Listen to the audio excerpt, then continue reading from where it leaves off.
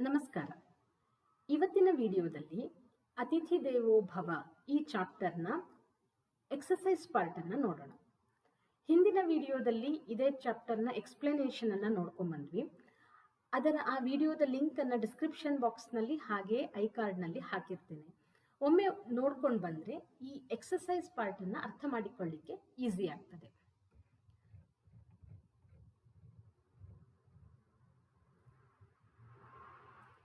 ವಯಂ ಅಭ್ಯಾಸಂ ಕುರ್ಮಃ. ಅಧೋಲಿಖಿತಾನಾಂ ಪ್ರಶ್ನಾನಾಂ ಉತ್ತರಾಣಿ ಏಕಪದೇನ ಲಿಖಂತು. ಕೆಳಗೆ ಕೊಟ್ಟಿರುವ ಪ್ರಶ್ನೆಗಳಿಗೆ ಉತ್ತರಗಳನ್ನ ಒಂದು ಪದದಲ್ಲಿ ಅಂದ್ರೆ ಸಿಂಗಲ್ ವರ್ಡ್ ಅಲ್ಲಿ ಆನ್ಸರ್ನ ಕೊಡಬೇಕು. ರಾಧಿಕಾ ಕಥಂ ಚಲತಿ ಸ್ಮ. ರಾಧಿಕಾ ಕಥಂ ಅಂದ್ರೆ ಹೇಗೆ ಅಂತ ಅರ್ಥ. ಚಲತಿ ಸ್ಮ, ಸ್ಮ ಅಂದ್ರೆ ಪಾಸ್ಟ್ ಟೆನ್ಸ್ ಅಲ್ಲಿ ಹೇಳುವಂಥದ್ದು. ಚಲತಿ ಅಂದ್ರೆ ನಡೆದಾಡ್ತಾಳೆ ಅಂತ. ನಡೆದಾಡುತ್ತಿದ್ದಳು ಪಾಸ್ಟ್ ಟೆನ್ಸ್ ಅಲ್ಲಿ ಹೇಳ್ಬೇಕಂದ್ರೆ ಚಲತಿ ಹಾಕಿ ಅದಕ್ಕೆ ಪಕ್ಕದಲ್ಲಿ ಸ್ಮ ಹಾಕಿದರೆ ಆ ಕ್ರಿಯಾಪದ ಪಾಸ್ಟ್ ಟೆನ್ಸ್ಗೆ ಹೋಗುತ್ತೆ. ರಾಧಿಕಾ ಹೇಗೆ ನಡೀತಾ ಇದ್ಲು. ರಾಧಿಕಾ ಕೂರ್ದಮಾನ, ಇದಕ್ಕೆ ಆನ್ಸರು ಕೂರ್ದಮಾನ ಅಂದ್ರೆ ಜಂಪಿಂಗ್, ಜಂಪ್ ಮಾಡ್ತಾ ನಡೆದಾಡ್ತಾ ಇದ್ಲು. ಮನೆಗೆ ಹೊಸ ಗೆಸ್ಟ್ ಬಂದಿದ್ದಾರೆ, ಅದರಿಂದ ಜಂಪಿಂಗ್, ಕೂರ್ದಮಾನ ಚಲತಿ ಸ್ಮ. ಗೃಹೆ ಕತಿ ಅತಿಥಯ ಸಂತಿ. ಮನೆಯಲ್ಲಿ ಕತಿ ಅಂದ್ರೆ ಎಷ್ಟು, ಹೌ ಮೆನಿ, ಹೌ ಮಚ್ ಎರಡಕ್ಕೂ ಕತಿ ಅಂತಾನೆ ಉಪಯೋಗಿಸ್ತೀವಿ. ಕತಿ ಅತಿಥಯ, ಅತಿಥಯ ಅಂದ್ರೆ ಅತಿಥಿಗಳು, ಸಂತಿ ಇದ್ದಾರೆ. ಮನೆಯಲ್ಲಿ ಎಷ್ಟು ಜನ ಅತಿಥಿಗಳು ಇದ್ದಾರೆ ರಾಧಿಕಾಳ ಮನೆಯಲ್ಲಿ. ಪಂಚ ಅತಿಥಯ, ಪಂಚ ಅನ್ನೋದು ಇದಕ್ಕೆ ಆನ್ಸರ್. ಪಂಚ ಅಂದ್ರೆ 5. ಕಾಂ ದೃಷ್ಟ್ವಾ ಶಾವಕಾಹ ಭೀತಾಹ ನ ಭವಂತಿ. ಕಾಮ್ ಅಂದ್ರೆ ಯಾರನ್ನು, ಇಲ್ಲಿ ಸ್ತ್ರೀಲಿಂಗದಲ್ಲಿದೆ. ಸಾಮಾನ್ಯವಾಗಿ ಕನ್ನಡದಲ್ಲಿ ಯಾರನ್ನು ಅನ್ನುವಂಥದ್ದು ಎಲ್ಲ ಲಿಂಗಗಳಲ್ಲೂ ಸೇಮ್, ಅಥವಾ ಪುಲ್ಲಿಂಗ ಸ್ತ್ರೀಲಿಂಗದಲ್ಲಿ ಸೇಮ್ ಇರ್ತದೆ. ಆದರೆ ಇಲ್ಲಿ ಕಹ ಕೌ ಕೆ ಅದು ಪುಲ್ಲಿಂಗಕ್ಕೆ, ಕಾ ಕೆ ಕಾಹ ಸ್ತ್ರೀಲಿಂಗಕ್ಕೆ ಹೋಗೋದ್ರಿಂದ ಕಾಮ್ ಅಂದ್ರೆ ಯಾರನ್ನು ಸ್ತ್ರೀಲಿಂಗದಲ್ಲಿದೆ ಕ್ವಶನ್. ಅಂದ್ರೆ ಆನ್ಸರು ಸಹ ಸ್ತ್ರೀಲಿಂಗ ಶಬ್ದವನ್ನೇ ಪಡಿಬೇಕು. ಯಾರನ್ನು ನೋಡಿ ಶಾವಕಾಹ ಬೆಕ್ಕಿನ ಮರಿಗಳು ಭೀತಾಹ ನ ಭವಂತಿ ಹೆದರ್ಕೊಳ್ಳಲ್ಲ, ಯಾರನ್ನ ನೋಡಿ ಹೆದರ್ಕೊಳ್ಳಲ್ಲ. ಇದಕ್ಕೆ ಆನ್ಸರು ರಾಧಿಕಾಂ, ರಾಧಿಕಾಳನ್ನ ನೋಡಿ ಬೆಕ್ಕಿನ ಮರಿಗಳು ಹೆದರ್ಕೊಳ್ಳೋದಿಲ್ಲ. ಮಾರ್ಜಾರ್ಯಾಹ ಕತಿ ಶಾವಕಾಹ. ಮಾರ್ಜಾರಿ ಬೆಕ್ಕು, ಹೆಣ್ಣು ಬೆಕ್ಕು, ಅದಕ್ಕೆ ಎಷ್ಟು ಮರಿಗಳು ಅಂತ ಕೇಳ್ತಾ ಇದ್ದಾರೆ ಇಲ್ಲಿ. ಚತ್ವಾರಹ ಅನ್ನುವಂಥದ್ದು ಆನ್ಸರ್, 4 ಬೆಕ್ಕಿನ ಮರಿಗಳು ಇವೆ. ರಾಧಿಕಾ ಮಾರ್ಜಾರ್ಯೈ ಕಿಂ ದದಾತಿ. ರಾಧಿಕಾ ಬೆಕ್ಕಿನ ಮರಿಗಳಿಗೆ ಏನನ್ನ ಕೊಡ್ತಾಳೆ. ಕ್ಷೀರಂ ದದಾತಿ. ಚಿತ್ರವರ್ಣ ಕಹ ಅಸ್ತಿ. ಚಿತ್ರವರ್ಣ ಅಂದ್ರೆ ಕಲರ್ಫುಲ್ ಆಗಿರುವಂಥದ್ದು, ಕಲರ್ ಒಂದಕ್ಕಿಂತ ಜಾಸ್ತಿ ಬಣ್ಣವನ್ನು ಹೊಂದಿರುವಂಥದ್ದು. ಶಾವಕಾಹ ಬೆಕ್ಕಿನ ಮರಿಗಳು 4 ಇದಾವೆ, ಅದರಲ್ಲಿ ಒಂದು ಬೆಕ್ಕಿನ ಮರಿ ಚಿತ್ರವರ್ಣ, ಯಾವುದು ಅಂತ ಕ್ವಶನ್. ಆನ್ಸರು ಶಬಲಹ.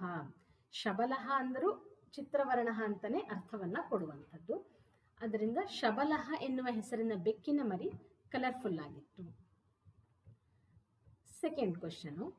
ಅಧೋಲಿಖಿತಾನಾಂ ಪ್ರಶ್ನಾನಾಂ ಉತ್ತರಾಣಿ ಪೂರ್ಣವಾಕ್ಯೇನ ಲಿಖಂತು. ಪೂರ್ಣವಾಕ್ಯೇನ ಅಂದ್ರೆ ಕಂಪ್ಲೀಟ್ ಸೆಂಟೆನ್ಸ್ ಅನ್ನ ಮಾಡಿ ಬರಿಬೇಕು. ಮಾರ್ಜಾರಿ ಶಾವಕಾನಾಂ ನಾಮಾನಿ ಕಾನಿ. ಮಾರ್ಜಾರಿ ಶಾವಕಾನಾಂ ಬೆಕ್ಕಿನ ಮರಿಗಳ ಹೆಸರುಗಳು ಏನು. ಮಾರ್ಜಾರಿ ಶಾವಕಾನಾಂ ನಾಮಾನಿ ಸೇಮ್ ಬರ್ತದೆ ಇಲ್ಲಿ. ಮಾರ್ಜಾರಿ ಶಾವಕಾನಾಂ ನಾಮಾನಿ ಕಾನಿ ಎನ್ನುವಲ್ಲಿ ಅವುಗಳ ಹೆಸರುಗಳನ್ನು ಬರಿಬೇಕು. ತನ್ವಿ, ಮೃದ್ವಿ, ಶಬಲಃ, ಭೀಮಃ. ರಾಧಿಕಾ ಮಾರ್ಜಾರಿ ಶಾವಕಾನ್ ಕಿಂ ಪಾಠಯತಿ. ಇಲ್ಲಿ ಕಿಂ ಅನ್ನುವಂಥದ್ದು ಕ್ವಶನ್ ಮಾರ್ಕ್. ರಾಧಿಕಾ ಮಾರ್ಜಾರಿ ಶಾವಕಗಳನ್ನ ಏನ್ ಹೇಳ್ಕೊಡ್ತಾಳೆ ಅವುಗಳಿಗೆ. ಪಾಠಯತಿ ಪಾಠ ಮಾಡ್ತಾಳೆ, ಏನ್ ಹೇಳ್ತಾಳೆ ಅವುಗಳಿಗೆ. ರಾಧಿಕಾ ಮಾರ್ಜಾರಿ ಶಾವಕಾನ್, ಇಲ್ಲಿ ಕಿಂ ಎನ್ನುವಲ್ಲಿ ಆನ್ಸರು ಅತಿಥಿ ದೇವೋ ಭವ ಇತಿ ಪಾಠಯತಿ. ವಿಶಿಷ್ಟಾಹ ಅತಿಥಯಃ ಕೆ. ವಿಶಿಷ್ಟಾಹ ಅಂದ್ರೆ ಸ್ಪೆಷಲ್ ಅತಿಥಿಗಳು, ಗೆಸ್ಟ್, ಸ್ಪೆಷಲ್ ಗೆಸ್ಟ್ಗಳು ಯಾರು? ರಾಧಿಕಳ ಮನೆಗೆ ಬಂದಿರುವಂತಹ ಸ್ಪೆಷಲ್ ಗೆಸ್ಟ್ಗಳು ಯಾರು? ಕೆ, ಕಹ, ಕೌ, ಕೆ, ಅತಿಥಯ ಬಹುವಚನದಲ್ಲಿರೋದ್ರಿಂದ ಇಲ್ಲಿ ಕ್ವಶನ್ ಕೂಡ ಬಹುವಚನದಲ್ಲಿದೆ. ಆನ್ಸರ್ ಬರಿಬೇಕಂದ್ರೆ ವಿಶಿಷ್ಟಾಹ ಅತಿಥಯ. ಕೆ ಎನ್ನುವಲ್ಲಿ ಆನ್ಸರು ಮಾರ್ಜಾರಿ ತಸ್ಯ ಚತ್ವಾರಃ ಶಾವಕಾಹ ಚ. ಮಾರ್ಜಾರಿ ಹೆಣ್ಣು ಬೆಕ್ಕು ಮತ್ತು ಅವಳ 4 ಮರಿಗಳು. ಪಿತಾಮಹಿ ರಾಧಿಕಾಂ ಕಿಂ ವದತಿ? ಪಿತಾಮಹಿ ರಾಧಿಕಾಂ, ರಾಧಿಕಳಿಗೆ ವದತಿ ಅಂದರೆ ಹೇಳೋದು. ಏನನ್ನ ಹೇಳ್ತಾಳೆ? ಪಿತಾಮಹಿ ತಂದೆಯ ತಾಯಿ, ಅಜ್ಜಿ. ಏನನ್ನ ಹೇಳ್ತಾಳೆ? ಪಿತಾಮಹಿ ರಾಧಿಕಾಂ ಅತಿಥಿಃ ಅಸ್ಮಾಕಂ ದೇವಃ ಇತಿ ಚಿಂತಯತು ತಸ್ಯ ಆದರೇಣ ಸೇವಾಂ ಕರೋತು ಇತಿ ವದತಿ. ಇಲ್ಲಿ ರಾಧಿಕಾಳನ್ನ ಏನಂತ ಹೇಳ್ತಾರೆ? ಇಲ್ಲಿರೋ ಸೆಂಟೆನ್ಸ್ ಅನ್ನೇ ಬರಿಬೇಕು. ಅತಿಥಿ ದೇವೋ ಭವ ಅರ್ಥಾತ್ ಅತಿಥಿಃ ಅಸ್ಮಾಕಂ ದೇವಃ ಅಸ್ತಿ ಇತಿ ಚಿಂತಯತು ತಸ್ಯ ಆದರೇಣ ಸೇವಾಂ ಕರೋತು. ಇವಿಷ್ಟು ಆನ್ಸರ್ ಆಗ್ತದೆ ಕಿಂ ಎನ್ನುವಲ್ಲಿ. 5ನೇ ಪ್ರಶ್ನೆ, ಮಾರ್ಜಾರಿ ಕದಾ ರಾಧಿಕಾಯಾಹ ಪೃಷ್ಠತಃ ಆಗಚ್ಚತಿ? ಮಾರ್ಜಾರಿ ಹೆಣ್ಣು ಬೆಕ್ಕು, ತಾಯಿ ಬೆಕ್ಕು, ಕದಾ ಯಾವಾಗ, ರಾಧಿಕಾಯಾಹ ರಾಧಿಕಾಳ ಪೃಷ್ಠತಃ, ಪೃಷ್ಠತಃ ಅಂದರೆ ಹಿಂದಿನಿಂದ, ರಾಧಿಕಾಳ ಹಿಂದೆ ಬರ್ತದೆ. ಯಾವಾಗ? ಕದಾ ಎನ್ನುವಲ್ಲಿ ಆನ್ಸರ್ ಅನ್ನು ಬರಿಬೇಕು. ಏನು? ಶಾವಕಾನಾಂ ಸಮೀಪಂ ರಾಧಿಕಾ ಗಚ್ಚತಿ ಚೇತ್. ಇಲ್ಲಿ ಮಾರ್ಜಾರಿ ಎನ್ನುವಂತಹ ಶಬ್ದವನ್ನು ಮೊದಲಿಗೆ ಬರೆದರೂ ಪರವಾಗಿಲ್ಲ. ಮಾರ್ಜಾರಿ ಶಾವಕಾನಾಂ ಸಮೀಪಂ ರಾಧಿಕಾ ಗಚ್ಚತಿ ಚೇತ್ ರಾಧಿಕಾಯಾಹ ಅಥವಾ ತಸ್ಯಾಹ ಪೃಷ್ಠತಃ ಆಗಚ್ಚತಿ ಅಂತ ಹಾಕ್ಬೋದು.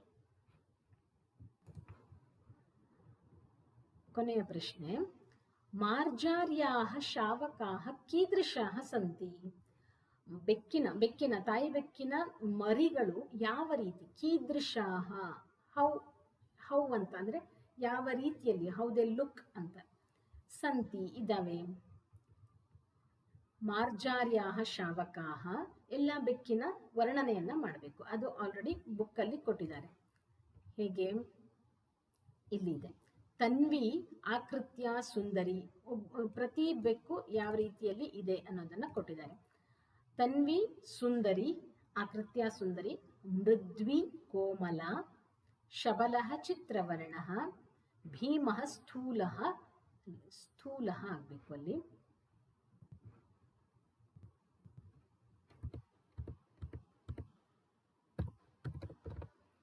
ಸ್ಥೂಲಃ ಚ ಸಂತಿ. ಮುಂದೆ ಅಧೋಲಿಖಿತಾನಾಂ ವಾಕ್ಯಾನಾಂ ಪ್ರಶ್ನ ಸೂಚಕ ವಾಕ್ಯಾನ ಲಿಖಂತು. ಅಂದರೆ ಸೆಂಟೆನ್ಸ್ ಇದೆ, ಅದಕ್ಕೆ ಕ್ವಶನ್ ಮಾಡಬೇಕು ನಾವು. ಉದಾಹರಣೆ ಕೊಟ್ಟಿದ್ದಾರೆ ಇಲ್ಲಿ. ಲೇಖನಿ ಅತ್ರ ಅಸ್ತಿ ಅಂತ ಇದೆ. ಇಲ್ಲಿ ಅತ್ರ ಅನ್ನೋದನ್ನ, ಅತ್ರ ಅಂದ್ರೆ ಇಲ್ಲಿ, ಪೆನ್ನು ಇಲ್ಲಿ ಇದೆ. ಆ ಇಲ್ಲಿ ಎನ್ನುವುದನ್ನ ಕ್ವಶನ್ ಆಗಿ ಕನ್ವರ್ಟ್ ಮಾಡ್ತಾರೆ. ಲೇಖನಿ ಕುತ್ರ ಅಸ್ತಿ, ಎಲ್ಲಿ ಅನ್ನುವಂಥದ್ದು. ಹಾಗೆ ವೃಕ್ಷ ಅತ್ರ ಅಸ್ತಿ, ವೃಕ್ಷ ಕುತ್ರ ಅಸ್ತಿ, ತತ್ರ ಅಸ್ತಿ, ಅಲ್ಲಿ ಇದೆ.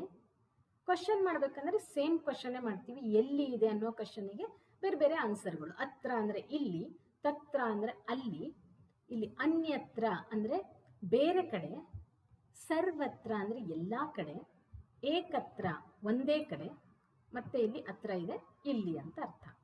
ಆದ್ರಿಂದ ಇಲ್ಲಿ ಆನ್ಸರ್ ಏನೇ ಇರಲಿ, ಕ್ವಶನ್ ಎಲ್ಲಿ ಅನ್ನುವಂಥದ್ದು, ಕುತ್ರ ಅನ್ನುವಂಥದ್ದೇ ಬರ್ತದೆ.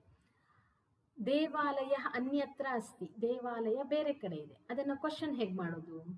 ದೇವಾಲಯ ಕುತ್ರ ಅಸ್ತಿ. ಹಾಗೆ ವಾಯು ಸರ್ವತ್ರ ಅಸ್ತಿ, ವಾಯು ಅಂದ್ರೆ ಗಾಳಿ ಸರ್ವತ್ರ ಎಲ್ಲಾ ಕಡೆ ಇದೆ. ವಾಯು ಕುತ್ರ ಅಸ್ತಿ ಅನ್ನೋದು ಕ್ವಶನ್ ಆಗ್ತದೆ. ಬಾಲಕಾಹ ಏಕತ್ರ ತಿಷ್ಠಂತಿ, ಬಾಲಕರೆಲ್ಲರೂ ಒಂದೇ ಕಡೆ ನಿಲ್ತಾರೆ. ಬಾಲಕಾಹ ಕುತ್ರ ತಿಷ್ಠಂತಿ ಅನ್ನುವಂಥದ್ದು ಕ್ವಶನ್ ಮಾರ್ಕ್. ಮಾತಾ ಅತ್ರ ಅಸ್ತಿ, ತಾಯಿ ಇಲ್ಲಿ ಇದ್ದಾಳೆ. ಮಾತಾ ಕುತ್ರ ಅಸ್ತಿ ಅನ್ನುವಂಥದ್ದು ಕ್ವಶನ್. ಮುಂದೆ ಇಲ್ಲಿ ಒಂದು ಚಿತ್ರ ಕೊಟ್ಟಿದ್ದಾರೆ. ಈ ಚಿತ್ರದಲ್ಲಿ ಏನ್ ಮಾಡಬೇಕು? ಉತ್ಪೀಠಿಕಾಯಾಮ್ ಕಿಂ ಅಸ್ತಿ. ಉತ್ಪೀಠಿಕಾ ಅಂದ್ರೆ ಟೇಬಲ್ ಅಂತ ಅರ್ಥ. ಉತ್ಪೀಠಿಕಾ ಸ್ತ್ರೀಲಿಂಗ ಶಬ್ದ ಅದು. ಇದರಲ್ಲಿ ಏನೇನಿದೆ? ಕಿಂ ನಾಸ್ತಿ. ಅಸ್ತಿ ಅಂದ್ರೆ ಇದೆ, ನಾಸ್ತಿ ಅಂದ್ರೆ ಇಲ್ಲ ಅಂತ ಅರ್ಥ. ಅದನ್ನ ಚಿತ್ರಂ ದೃಷ್ಟ್ವಾ ಲಿಖಂತು. ಈ ಚಿತ್ರವನ್ನ ನೋಡಿ ಬರೆಯಿರಿ. ಕೆಲವೊಂದು ಶಬ್ದಗಳನ್ನ ಆಲ್ರೆಡಿ ಇಲ್ಲಿ ಕೊಟ್ಟಿದ್ದಾರೆ, ಅದನ್ನೇ ಉಪಯೋಗಿಸ್ಕೊಂಡು ಆ ವಸ್ತುಗಳು ಇಲ್ಲಿ ಇದೆಯಾ ಇಲ್ವಾ ಅಂತ ಬರಿಬೇಕು. ಉದಾಹರಣೆಗೆ, ಉತ್ಪೀಠಿಕಾಯಾಂ ಪುಸ್ತಕಂ ಅಸ್ತಿ.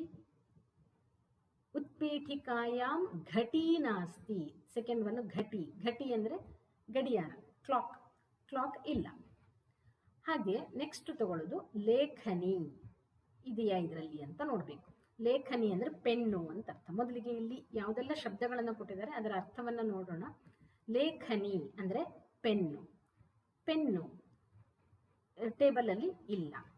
ಚಷಕಃ ಅಂದ್ರೆ ಲೋಟ, ಗ್ಲಾಸ್, ಅದು ಸಹ ಇಲ್ಲಿಲ್ಲ. ಕೂಪಿ ಅಂದ್ರೆ ವಾಟರ್ ಬಾಟಲ್. ಹಾಗೆ ಸ್ಯೂತಃ ಅಂದ್ರೆ ಬ್ಯಾಗ್. ಸಂಗಣಕಂ ಕಂಪ್ಯೂಟರ್. ವೃಕ್ಷಃ ಅಂದ್ರೆ ಮರ. ಫಲಂ ಹಣ್ಣು. ಕಂದುಕಃ ಅಂದ್ರೆ ಬಾಲ್. ಸೊ ಇಲ್ಲಿ ಇವಾಗ ಲೇಖನಿ, ಉತ್ಪೀಠಿಕಾಯಾಮ್ ಲೇಖನಿ ನಾಸ್ತಿ. ಹಾಗೆ ಉತ್ಪೀಠಿಕಾಯಾಮ್ ಚಷಕಃ ನಾಸ್ತಿ. उत्पीठिकायां कूपी अस्ति. कूपी अस्ति. हागे उत्पीठिकायां स्यूतः अस्ति. उत्पीठिकायां संगणकं अस्ति. ಇಲ್ಲಿ ಸಂಗಣಕಂ ಅಸ್ತಿ ಅಂತ ಬಂದಾಗ ಮಕಾರಕ್ಕೆ ಹಾಗೆ ಇಡಬೇಕು. ಅಸ್ತಿ ಇದೆ ನೆಕ್ಸ್ಟ್ ಅಕ್ಷರ ಸ್ವರವಾಗಿರೋದ್ರಿಂದ. उत्पीठिकायां वृक्षः ನಾಸ್ತಿ. ಉತ್ಪೀಠಿಕಾಯಾಂ ಫಲಂ ನಾಸ್ತಿ. ಇಲ್ಲಿ ಫಲಂಗೆ ಮಕಾರ ಇದೆ, ಆದರೆ ಮುಂದೆ ನಕಾರ ಬರೋದ್ರಿಂದ ಫಲಂ ಅಲ್ಲಿ ಅನುನಾಸಿಕವನ್ನು ಹಾಕಬೇಕು, ಮಕಾರವನ್ನು ಹಾಕಬಾರ್ದು. ಹಾಗೆ ಉತ್ಪೀಠಿಕಾಯಾಂ ಕಂದುಕಃ ಅಸ್ತಿ. ಇವಿಷ್ಟು ಇದರ ಆನ್ಸರ್ ಆಗ್ತದೆ. ಮುಂದೆ ರೇಖಾಚಿತ್ರಂ ದೃಷ್ಟ್ವಾ ಉದಾಹರಣಾನುಸಾರಂ ವಾಕ್ಯಾನಾಂ ಲಿಖಂತು. ಇಲ್ಲಿ ಏನು ಕೊಟ್ಟಿದ್ದಾರೆ? ಕುತ್ರ ಅಂತ ಇದೆ ಕ್ವಶನ್. ಹೇಗೆ ನಾವು ವಾಕ್ಯವನ್ನು ಮಾಡಬೇಕು? ಫಸ್ಟಿಗೆ ಕ್ವಶನ್ ಮಾಡಬೇಕು. ಒಂದೊಂದೇ ಶಬ್ದವನ್ನು ತೆಗೆದುಕೊಂಡು ಛಾತ್ರಃ ಕುತ್ರ ಅಸ್ತಿ, ಛಾತ್ರಃ ಅತ್ರ ಅಸ್ತಿ. ಆನ್ಸರಲ್ಲಿ ಅತ್ರ ಬರಬೇಕು. ಇವಿಷ್ಟು ಶಬ್ದಗಳಿಗೆ ಆನ್ಸರಲ್ಲಿ ಅತ್ರ ಬರಬೇಕು. ಇವಿಷ್ಟು ಶಬ್ದಗಳಿಗೆ ಆನ್ಸರ್ನಲ್ಲಿ ತತ್ರ ಬರಬೇಕು. ಇಲ್ಲಿ ಸರ್ವತ್ರ ಬರಬೇಕು. ಇವುಗಳಿಗೆ ಏಕತ್ರ ಬರಬೇಕು. ಉದಾಹರಣೆಗೆ ಇಲ್ಲಿ ಮಾರ್ಜಾರಃ ತಗೊಂಡಿದ್ದಾರೆ. ಮಾರ್ಜಾರಃ ಕುತ್ರ ಅಸ್ತಿ, ಆನ್ಸರು ಅಲ್ಲೇ ಬರಿಬೇಕು. ಮಾರ್ಜಾರಃ ಅತ್ರ ಅಸ್ತಿ. ಇದನ್ನು ತಗೊಂಡಿದ್ದಾರೆ. ನೆಕ್ಸ್ಟು ಸೇವಕಃ ಕುತ್ರ ಅಸ್ತಿ, ಸೇವಕಃ ತತ್ರ ಅಸ್ತಿ. ಹಾಗೆ ಎಲ್ಲದಕ್ಕೂ ಸೆಂಟೆನ್ಸ್ ಅನ್ನು, ಕ್ವಶನ್ನು ಹಾಗೆ ಅದರ ಆನ್ಸರ್ ಅನ್ನು ಬರಿಬೇಕು.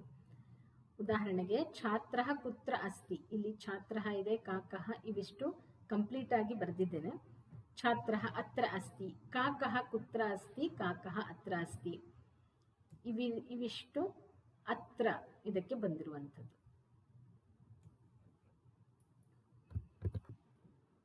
ಲೇಖನಿ, ಮಾಲಾ, ಇಲ್ಲಿ ತನಕ ಅತ್ರ ಆನ್ಸರ್ ಅನ್ನ ಪಡೀತದೆ. ನೆಕ್ಸ್ಟ್ ತತ್ರ. ವಿದ್ಯಾಲಯ ಕುತ್ರ ಅಸ್ತಿ, ವಿದ್ಯಾಲಯ ತತ್ರ ಅಸ್ತಿ. ಮುಂದೆ ಇವುಗಳಿಗೆ ಬರೀ 2-3 ಶಬ್ದಗಳಿಗೆ ಮಾತ್ರ ವಾಕ್ಯ ರಚನೆಯನ್ನು ಕೊಟ್ಟಿದ್ದೇನೆ. ಉಳಿದದ್ದನ್ನು ಮೇಲೆ ಹೇಗೆ ಬರೆದಿದ್ದಾರೆ ಅದನ್ನು ನೋಡಿ ಬರೀಬಹುದು.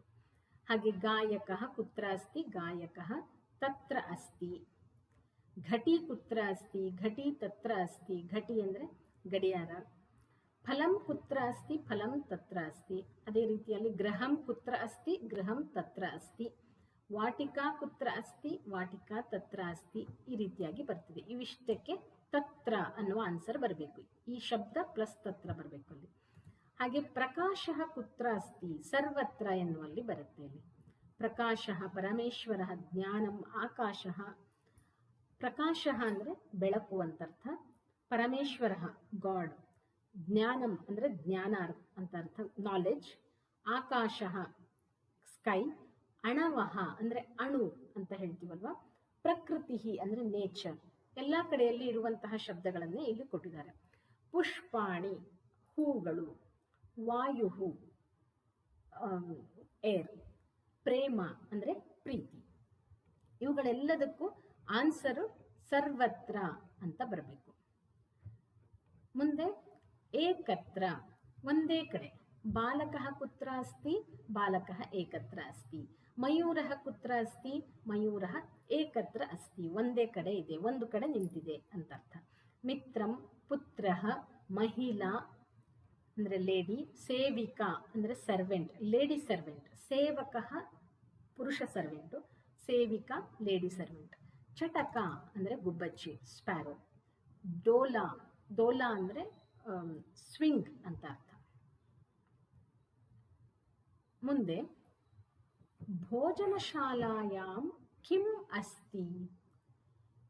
ಭೋಜನಶಾಲಾ ಅಂದರೆ ಹೋಟೆಲ್ ಅಂತಲೂ ಹೇಳಬಹುದು, ಊಟಗೃಹ, ಉಪಹಾರ ಗೃಹ ಅಂತಲೂ ಹೇಳ್ಬೋದು. ಅದರಲ್ಲಿ ಏನೇನೆಲ್ಲ ಇರ್ತದೆ, 5 ವಾಕ್ಯಗಳನ್ನು ಮಾಡಿ ಅಂತ ಹೇಳ್ತಾರೆ. ಇಲ್ಲಿ ಪದಗಳನ್ನು ಆಲ್ರೆಡಿ ಕೊಟ್ಟಿದ್ದಾರೆ. ಈ ಶಬ್ದಗಳನ್ನೇ ಉಪಯೋಗಿಸಿಕೊಂಡು ಭೋಜನಶಾಲಾಯಾಂ ಪಾಚಕಃ ಅಸ್ತಿ, ಭೋಜನಶಾಲಾಯಾಂ ಪಾತ್ರಂ ಅಸ್ತಿ. ಪಾತ್ರಂ ಅಂದರೆ ವೆಸಲ್ಸ್, ಪಾತ್ರೆಗಳು. ಇಲ್ಲಿ ಪಾತ್ರಂ ಅನ್ನುವಂಥದ್ದು ಪುಲ್ಲಿಂಗದ ಏಕವಚನದಲ್ಲಿದೆ, ಆದ್ದರಿಂದ ಅಸ್ತಿ ಅಂತ ಏಕವಚನದಲ್ಲಿ ಕ್ರಿಯಾಪದ. ತಂಡುಲಾಹ ಅಂದರೆ ಅಕ್ಕಿಗಳು. ತಂಡುಲಾಹ ಅನ್ನುವಂಥದ್ದು ಯಾವಾಗಲೂ ಬಹುವಚನದಲ್ಲಿ, ಅಕ್ಕಿ ಬಹುವಚನದಲ್ಲಿ ಉಪಯೋಗಿಸ್ತೀವಿ. ಸಂತಿ ಅಂತ ಆಗ್ತದೆ ಬಹುವಚನದಲ್ಲಿ. ಭೋಜನಶಾಲಾಯಾಂ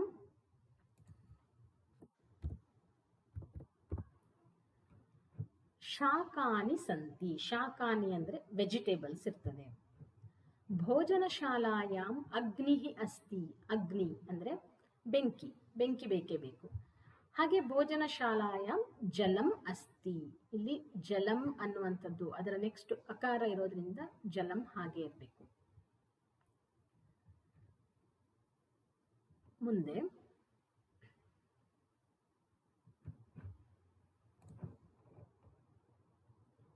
ಅಧೋಲಿಖಿತೇಭ್ಯಃ ವಾಕ್ಯೇಭ್ಯಃ ಅವ್ಯಯ ಪದಾನಿ ಚಿತ್ವಾ ಲಿಖಂತು. ಕೆಳಗೆ ಕೊಟ್ಟಿರುವ ವಾಕ್ಯಗಳಲ್ಲಿ ಅವ್ಯಯ ಪದಗಳನ್ನು ಹುಡುಕಿ ಬರೆಯಿರಿ ಅಂತ ಹೇಳ್ತಾರೆ.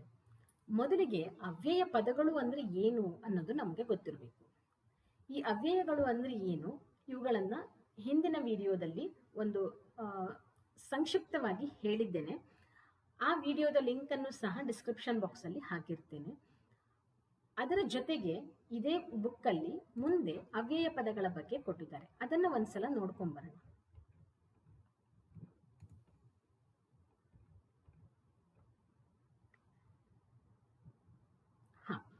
ಪಾಠೆ ಸ್ಥೂಲಾಕ್ಷರೈಃ ಲಿಖಿತಾಃ ಶಬ್ದಾಃ ಅವ್ಯಯಪದಾನಿ ಸಂತಿ.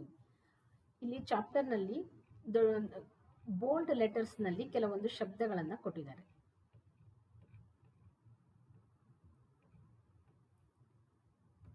ಹಾಗೆ ಬ್ಲೂ ಕಲರ್ನಲ್ಲಿದೆ ಏವ, ಯತಃ, ಏಕತ್ರ. ಕೆಲವೊಂದು ಪುಸ್ತಕಗಳಲ್ಲಿ ಇದು ಬ್ಲ್ಯಾಕಲ್ಲಿ ಬೋಲ್ಡಲ್ಲಿದೆ, ಕೆಲವೊಂದರಲ್ಲಿ ಬ್ಲೂ ಕಲರ್ನಲ್ಲಿದೆ. ಇವುಗಳನ್ನು ಅವ್ಯಯ ಪದಗಳು ಅಂತ ಕರಿತೇವೆ. ಏನು ಈ ಅವ್ಯಯ ಪದಗಳು ಅಂದರೆ ಹೇಗಿರ್ತವೆ ಅವು?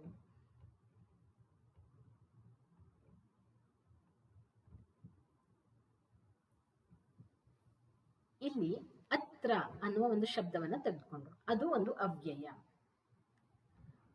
ಇಲ್ಲಿ ಅತ್ರ ಅಂದ್ರೆ ಇಲ್ಲಿ ಅಂತ ಅರ್ಥ, ಹಿಯರ್ ಅಂತ ಅರ್ಥ.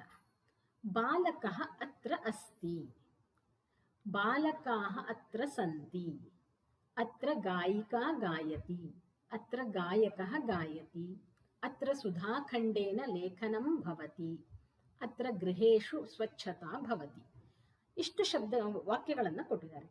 ಇಲ್ಲಿ ನಾವು ಗಮನಿಸಿದ್ರೆ ಬಾಲಕಃ ಅನ್ನುವಂಥದ್ದು ಪುಲ್ಲಿಂಗ, ಬಾಲಕಾಹ ಪುಲ್ಲಿಂಗ ಬಹುವಚನ, ಗಾಯಿಕಾ ಸ್ತ್ರೀಲಿಂಗ, ಗಾಯಕಃ ಪುಲ್ಲಿಂಗ, ಸುಧಾಖಂಡಂ ನಪುಂಸಕಲಿಂಗ, ಗೃಹೇಶು ಅನ್ನುವಂಥದ್ದು ನಪುಂಸಕಲಿಂಗದಲ್ಲಿ ಬಹುವಚನ. ಆದರೆ ಇದರ ಕನ್ನಡದಲ್ಲಿ ಮೀನಿಂಗ್ ಏನಾಗ್ತದೆ? ಇಲ್ಲಿ ಹುಡುಗನು ಇದ್ದಾನೆ, ಇಲ್ಲಿ ಹುಡುಗರು ಇದ್ದಾರೆ, ಇಲ್ಲಿ ಗಾಯಕಿಯು ಹಾಡುತ್ತಿದ್ದಾಳೆ, ಇಲ್ಲಿ ಗಾಯಕನು ಹಾಡುತ್ತಿದ್ದಾನೆ, ಇಲ್ಲಿ ಸುಧಾಖಂಡ ಅಂದರೆ ಚಾಕ್ ಪೀಸಿನಿಂದ ಬರಿತೀವಿ, ಇಲ್ಲಿ ಮನೆಗಳಲ್ಲಿ ಸ್ವಚ್ಛತೆ ಆಗ್ತದೆ.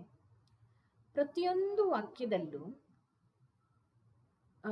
ಕರ್ತೃ ಪುಲ್ಲಿಂಗ ಇರಬಹುದು, ಸ್ತ್ರೀಲಿಂಗ ಇರಬಹುದು, ನಪುಂಸಕಲಿಂಗ ಇರಬಹುದು, ಅಥವಾ ಏಕವಚನ ಬಹುವಚನ ದ್ವಿವಚನದಲ್ಲೂ ಇರಬಹುದು.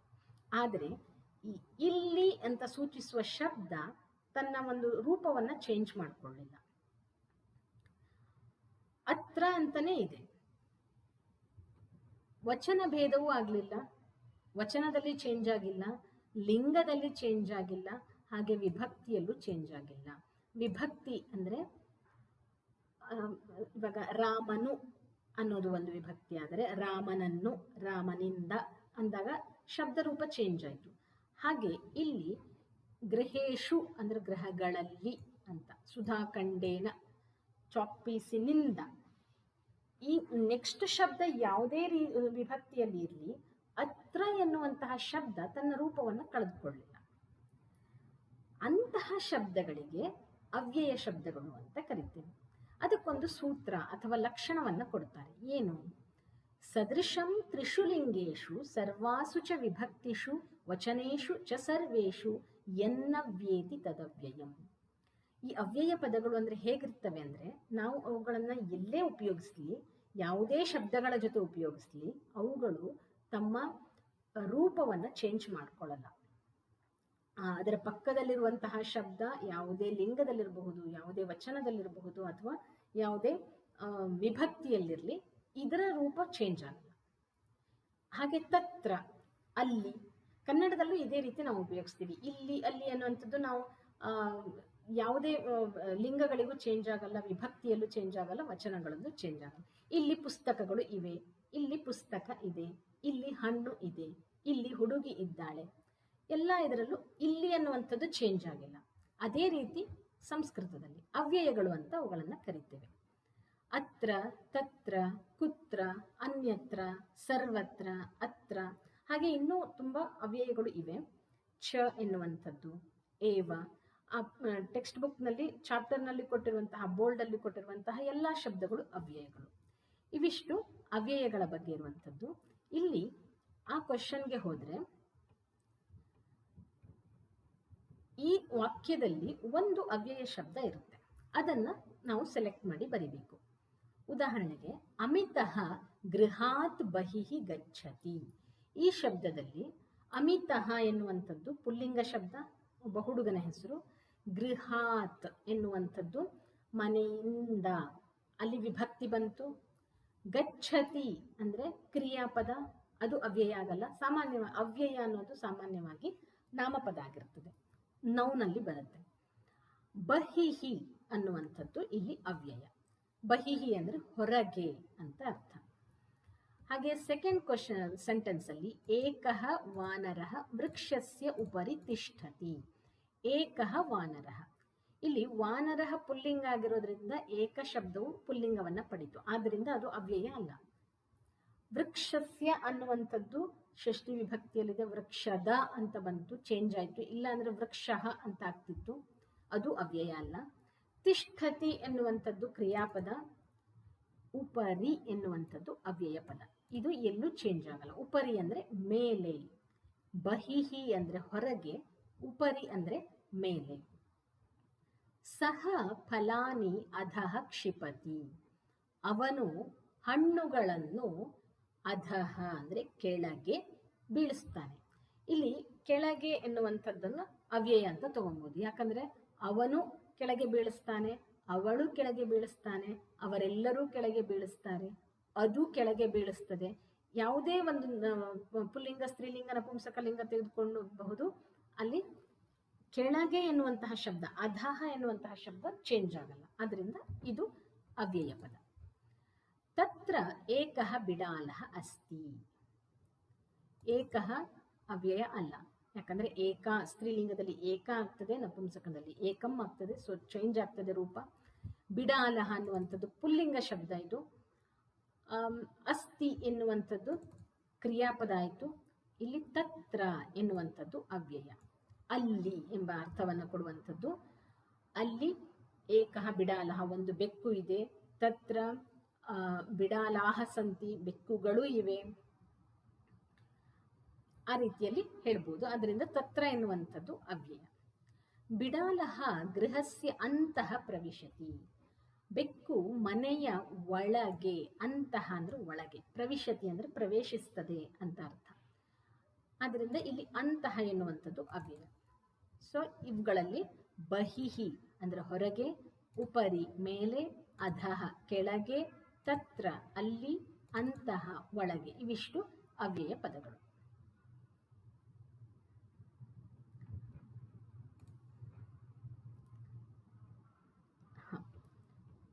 ಮುಂದೆ ಉದಾಹರಣಾನುಸಾರಂ ಕಹ ಕುತ್ರ ಅಸ್ತಿ ಕುತ್ರ ನಾಸ್ತಿ ಇತಿ ಲಿಖಂತು. ಉದಾಹರಣೆ ಕೊಟ್ಟಿದ್ದಾರೆ, ಇಲ್ಲಿ ಕರ್ತೃಪದ ಕೊಟ್ಟಿದ್ದಾರೆ.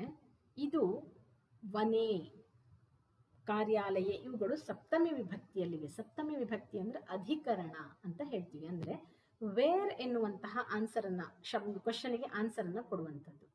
ಮನೆಯಲ್ಲಿ, ಶಾಲೆಯಲ್ಲಿ, ಎಲ್ಲಿ ಅಂತ ಹೇಳ್ತೀವಲ್ವ, ಆ ಆನ್ಸರನ್ನ ಕೊಡುವಂಥಕ್ಕೆ ವನೆ, ಕಾರ್ಯಾಲಯ, ಆ ರೀತಿ ಹೇಳ್ತೀವಿ. ಇಲ್ಲಿ ಉದಾಹರಣೆಗೆ ಸಿಂಹ ವನೆ ಅಸ್ತಿ, ಸಿಂಹ ಕಾರ್ಯಾಲಯ ನಾಸ್ತಿ. ಕಾರ್ಯಾಲಯ ಅಂದ್ರೆ ಆಫೀಸ್, ವನದಲ್ಲಿ ಇರ್ತದೆ, ಆಫೀಸ್ನಲ್ಲಿ ಇರಲ್ಲ. ಛಾತ್ರ ಆಕಾಶೆ ನಾಸ್ತಿ, ಛಾತ್ರ ಅಂದ್ರೆ ಸ್ಟೂಡೆಂಟ್, ಆಕಾಶದಲ್ಲಿ ಇರಲ್ಲ. ಛಾತ್ರ ವಿದ್ಯಾಲಯೇ ಅಸ್ತಿ. ಹಾಗೆ ಮುಂದೆ ಇವುಗಳನ್ನ ಅದೇ ಉದಾಹರಣೆ ತರ ಹೇಗೆ ಬರಿಬಹುದು? ಮತ್ಸ್ಯ ಅಂದ್ರೆ ಮೀನು, ಸಮುದ್ರ ಅಂದ್ರೆ ಸಿ, ಓಷನ್. ಮತ್ಸ್ಯ ಸಮುದ್ರೇ ಅಸ್ತಿ, ವೃಕ್ಷೇ ನಾಸ್ತಿ. ವೃಕ್ಷ ಅಂದ್ರೆ ಮರದ ಮೇಲೆ.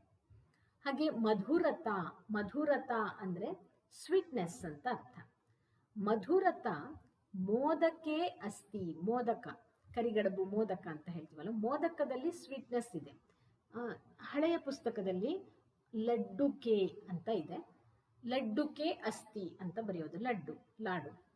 ಮಧುರತ ಕಷಾಯೇ ನಾಸ್ತಿ, ಕಷಾಯಗಳಲ್ಲಿ ಮಧುರತೆ ಇರಲ್ಲ. ಉಷ್ಣತ, ಉಷ್ಣತ ಅನ್ನುವಂಥದ್ದು ಬಿಸಿ ಅಂತ ಅರ್ಥ. ಬಿಸಿ ಸೂರ್ಯ, ಸೂರ್ಯನಲ್ಲಿ ಬಿಸಿ ಇರ್ತದೆ, ಚಂದ್ರನಲ್ಲಿ ಇರಲ್ಲ. ಅದರಿಂದ ಉಷ್ಣತ ಸೂರ್ಯೇ ಅಸ್ತಿ, ಉಷ್ಣತ ಚಂದ್ರೇ ನಾಸ್ತಿ. ವಾನರಃ ಅಂದ್ರೆ ಮಂಗ, ನದ್ಯಾಂ ನದಿಯಲ್ಲಿ, ಸ್ತ್ರೀಲಿಂಗ ಆಗಿರೋದ್ರಿಂದ ನದ್ಯಾಂ ನದಿಯಲ್ಲಿ, ನದ್ಯಾಂ ಅಂತ ಆಗ್ತದೆ. ವಾನರಃ ನದಿಯಲ್ಲಿ ಇರ್ತಾನ, ಇಲ್ಲ. ವಾನರಃ ನದ್ಯಾಂ ನಾಸ್ತಿ, ವಾನರಃ ವೃಕ್ಷೇ ಅಸ್ತಿ. ನೌಕಾ ಅಂದ್ರೆ ಬೋಟ್ ಅಂತ ಅರ್ಥ. ನೌಕಾ ಜಲೇ ಅಸ್ತಿ, ನೌಕಾ ಪರ್ವತೆ ನಾಸ್ತಿ. ಅಜ್ಞಾನಂ, ಅಜ್ಞಾನ ಅಂದ್ರೆ ನಾಲೆಜ್ ಇಲ್ಲದೆ ಇರುವಂಥದ್ದು. ಪಂಡಿತ ಅಂದ್ರೆ ಸ್ಕಾಲರ್ಸ್ ಅಂತ ಅರ್ಥ. ಮೂರ್ಖ ಅಂದ್ರೆ ಫೂಲ್ಸ್. ಅಜ್ಞಾನ ಯಾರಲ್ಲಿ ಇರ್ತದೆ? ಅಜ್ಞಾನಂ ಪಂಡಿತೆ ನಾಸ್ತಿ, ಅಜ್ಞಾನಂ ಮೂರ್ಖೆ ಅಸ್ತಿ. ಚಂದ್ರಃ ಮೂನ್, ಚಂದ್ರಃ ಅಮಾವಾಸ್ಯಾಯಾಂ, ಅಮಾವಾಸ್ಯೆಯಲ್ಲಿ ಇರ್ತಾನ, ಇಲ್ಲ. ಚಂದ್ರಃ ಅಮಾವಾಸ್ಯಾಯಾಂ ನಾಸ್ತಿ, ಚಂದ್ರಃ ಪೂರ್ಣಿಮಾಯಾಂ ಅಸ್ತಿ. ಅವಕಾಶ, ಅವಕಾಶ ಅಂದ್ರೆ ಬಿಡುವು ಅಂತ ಅರ್ಥ, ಅಂದ್ರೆ ಟೈಮ್ ಅಂತ ಅರ್ಥ. ಸೋಮವಾಸರ ಮತ್ತು ರವಿವಾಸರ ಎರಡು ಕೊಟ್ಟಿದ್ದಾರೆ. ಸೋಮವಾಸರ ಸಾಮಾನ್ಯವಾಗಿ ಯಾರಿಗೂ ಬಿಡುವಿರಲ್ಲ, ಎಲ್ಲರೂ ಸ್ಕೂಲ್ಗಳಿಗೆ, ಕಾಲೇಜು, ಆಫೀಸು ಎಲ್ಲದಕ್ಕೂ ಹೋಗ್ತಾ ಇರ್ತಾರೆ. ಅದರಿಂದ ಸೋಮವಾಸರೆ ಅವಕಾಶ, ಸೋಮವಾಸರೆ ನಾಸ್ತಿ, ಅವಕಾಶ ರವಿವಾಸರೆ, ಭಾನುವಾರ, ರವಿವಾಸರೆ ಅಸ್ತಿ. ಸೊ ಇದಿಷ್ಟು ಇವುಗಳಿಗೆ ಆನ್ಸರ್ ಆಗ್ತದೆ.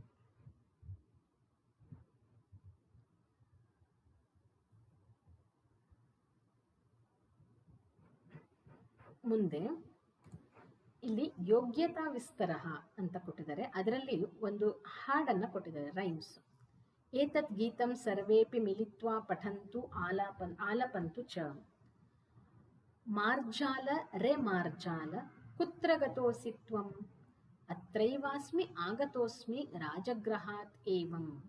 ಮಾರ್ಜಾಲ ರೇ ಮಾರ್ಜಾಲ ಕಿಂ ದೃಷ್ಟಂ ತತ್ರ.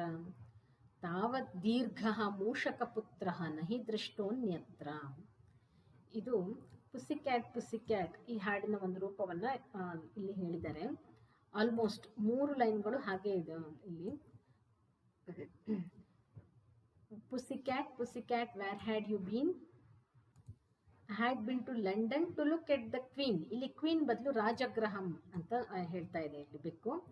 ಆಮೇಲೆ ಅಲ್ಲಿ ಏನು ನೋಡಿದೆ ಅಂತ ಕೇಳಿದ್ರೆ, ತಾವತ್ ದೀರ್ಘಃ ಮೂಷಕಪುತ್ರಃ ನಹಿ ದೃಷ್ಟೋ ಅನ್ಯತ್ರ. ಮೂಷಕಪುತ್ರ ಒಂದು ಇಲಿಮರಿ, ತುಂಬ ದೊಡ್ಡ ಇಲಿಮರಿಯನ್ನು ನಾನು ನೋಡಿದೆ, ಬೇರೆ ಕಡೆ ಎಲ್ಲೂ ನೋಡಿರದೇ ಇರುವಂತಹ ದೊಡ್ಡ ಇಲಿಮರಿಯನ್ನು ನಾನಲ್ಲಿ ನೋಡಿದೆ ಅಂತ ಹೇಳ್ತಾರೆ.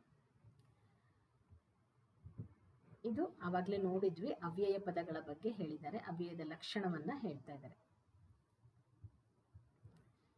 ಇದು ಸಹ ಅವ್ಯಯದ ಎಕ್ಸ್ಪ್ಲನೇಷನ್ನ ಮುಂದುವರಿದ ಭಾಗ.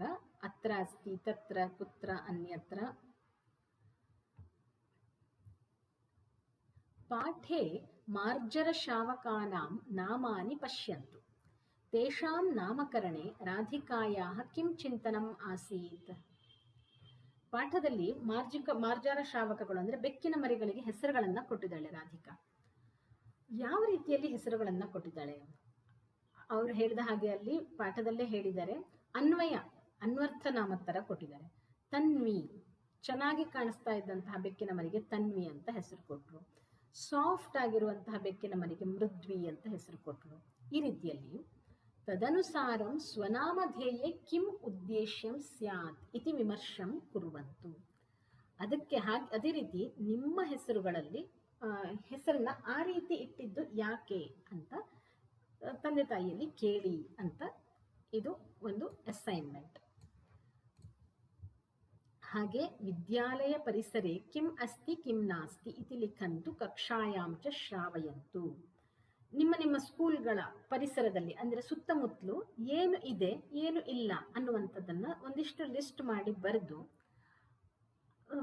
ಕ್ಲಾಸ್ ರೂಮಲ್ಲಿ ಹೇಳಿ ಅಂತ ಹೇಳ್ತಾ ಇದ್ದಾರೆ. ಉದಾಹರಣೆಗೆ ವಿದ್ಯಾಲಯೇ ಸುಧಾಖಂಡಂ ಅಸ್ತಿ, ವಿದ್ಯಾಲಯೇ ಕೃಷ್ಣಪಟಂ ಅಸ್ತಿ, ಬ್ಲ್ಯಾಕ್ ಬೋರ್ಡ್ ಇದೆ.